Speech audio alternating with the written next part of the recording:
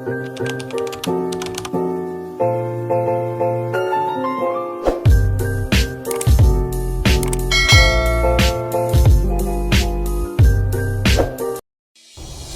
teman-teman, di video kali ini kita akan membahas mengenai fungsi dan bentuk peralatan laboratorium. Sebelum ke pembahasannya, like, komen, dan subscribe channel ini dulu ya. Terima kasih. Nah, di dalam peralatan laboratorium terdapat berbagai jenis, yaitu ada yang mengukur volume sebagai wadah, tempat reaksi, dan sebagai alat bantu. Adapun alatnya tersebut, yang pertama untuk mengukur volume, ada pipet volumetri atau pipet transfer, yang kedua pipet ukur, yang ketiga buret, yang keempat labu volumetri, yang kelima pipet mikro. Dan untuk yang digunakan sebagai wadah ada botol timbang, cawan porselin, kaca arloji, dan yang terakhir pinggan porselin. Yang ketiga yaitu tempat reaksi. Dan untuk alatnya yaitu ada yang pertama tabung reaksi, yang kedua glass beaker, yang ketiga labu Erlenmeyer, yang keempat labu destilasi. Dan yang terakhir yaitu alat bantunya, yang pertama ada botol semprot, yang kedua corong pisah, yang ketiga penjepit, yang keempat piring tetes atau plat tetes, yang kelima lumpang dan alu, yang keenam bola hisap, yang ketujuh sudip, yang ke-8 desikator, 9 statis, 10 klep, dan yang terakhir pembakar gas buset. Selanjutnya saya akan menjelaskan fungsi dan bentuk dari alat yang sudah dijelaskan sebelumnya. Yang pertama yaitu alat yang digunakan untuk mengukur volume. Yang pertama yaitu pipet transfer ataupun pipet volumetri, yang digunakan untuk memindahkan larutan yang volumenya diketahui dengan tepat dari satu wadah ke wadah lain. Nah, yang di sebelah kiri ini yaitu pipet transfer, dan yang sebelah kanan ini pipet volumetri. Yang kedua yaitu pipet ukur. Fungsinya yaitu untuk mengukur volume larutan dengan lebih cepat daripada gelas ukur, dan digunakan juga untuk memindahkan volume seperlunya saja. Di bawah ini adalah bentuk dari pipet ukurnya. Yang ketiga yaitu ada buret. Fungsinya yaitu mengalirkan sejumlah zat cair dengan volume tertentu. Biasanya digunakan pada saat titrasi. Di bawah ini adalah bentuk dari buretnya. Yang keempat yaitu ada labu volumetri. Fungsinya untuk membuat larutan sampai volume tertentu dengan tepat dan digunakan juga pada saat pengenceran. Di bawah ini adalah bentuk dari labu volumetrinya dan memiliki banyak jenisnya. Ada yang 5 mili, 10 mili, 100 mili, maupun 200 mili. Dan yang terakhir ada pipet mikro. Fungsinya untuk memindahkan cairan dalam jumlah kecil secara akurat. Berikut di bawah ini adalah bentuk dari pipet mikronya. Selanjutnya yaitu alat yang biasa digunakan untuk wadah pada laboratorium. Yang pertama ada botol timbang. Fungsinya untuk menaruh zat yang akan ditimbang. Di bawah ini adalah bentuk dari botol timbangnya. Yang kedua ada krus porselin atau cawan porselin. Fungsinya untuk menaruh zat yang akan dibakar pada suhu tinggi baik menggunakan oven maupun furnace. Di bawah ini adalah bentuk dari krus porselinnya.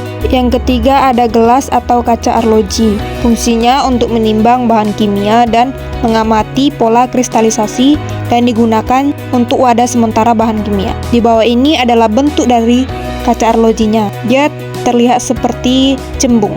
Yang kelima yaitu ada pinggan porselin. Fungsinya untuk menguapkan larutan sehingga menjadi lebih pekat atau menjadi kristal. Di bawah ini adalah bentuk dari pinggan porselinnya. Yang kelima ada tabung reaksi. Fungsinya untuk mencampurkan cairan yang jumlahnya sedikit. Di bawah ini adalah bentuk dari tabung reaksinya. Dia ada seperti papan penyangga untuk menaruh tabung reaksinya. Yang keenam yaitu gelas piala atau gelas beaker. Fungsinya untuk mereaksikan zat cair yang banyak dan membuat endapan yang banyak dan perlu disaring. Di bawah ini adalah bentuk dari glass beakernya.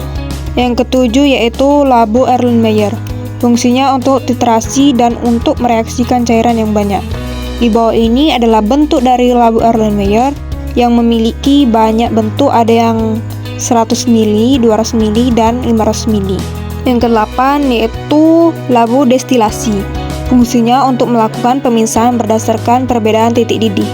Di bawah ini adalah bentuk dari labu destilasinya. Selanjutnya yaitu alat yang digunakan sebagai alat bantu pada laboratorium. Yang pertama ada botol semprot. Fungsinya untuk menyimpan air destilata dan untuk mencukupkan volume pada labu ukur, pencuci endapan, serta membersihkan dan membilas alat. Biasanya menggunakan aquades. Yang kedua yaitu corong pisah. Fungsinya untuk menyaring endapan.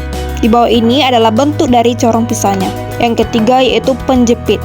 Fungsinya untuk memegang alat yang bersuhu sangat tinggi atau sangat rendah dan juga dapat digunakan untuk mengambil zat padat yang berbahaya. Di bawah ini adalah bentuk dari penjepitnya yang terbuat dari kayu.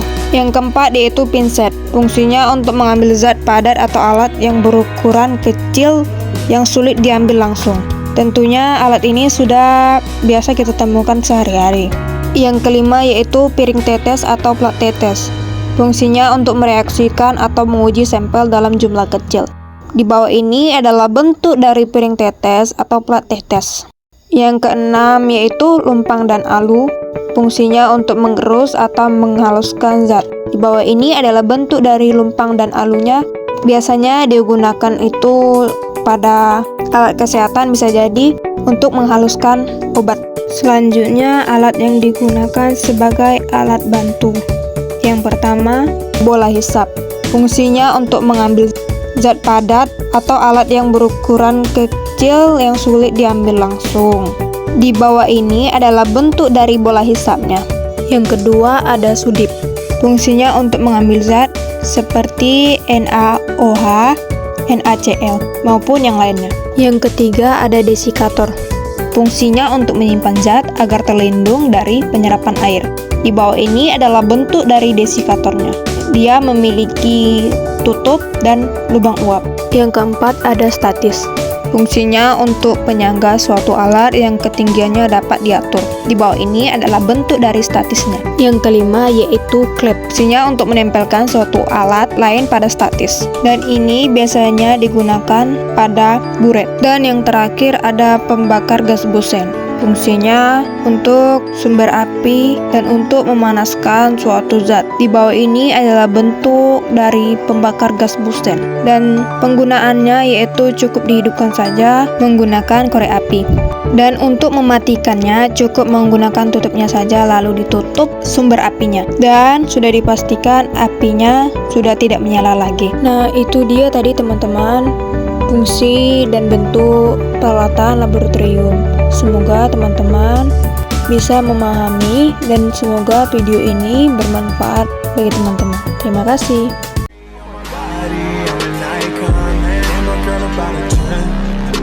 Fuck her in the